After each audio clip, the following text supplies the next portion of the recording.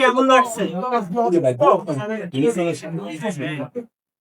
অনুষ্ঠানের সম্পর্কে বলতে বলতে ভাইয়া আমি অত্যন্ত এবং অত্যন্ত খুশি বলা চলে জীবনের আমার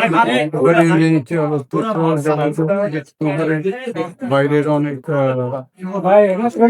ইয়ে পেয়েছি, পুরস্কার পেয়েছি।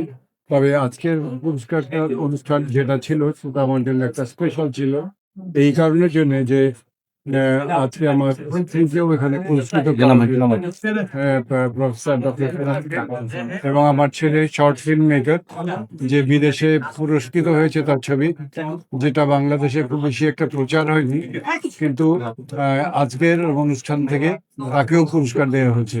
এই তিনজন মিলে একসাথে আমার ছোট সংসারে সবাই মিলে যে পুরস্কার পেয়েছে আমি চিরজীবন স্মরণ রাখবো। আর কিছু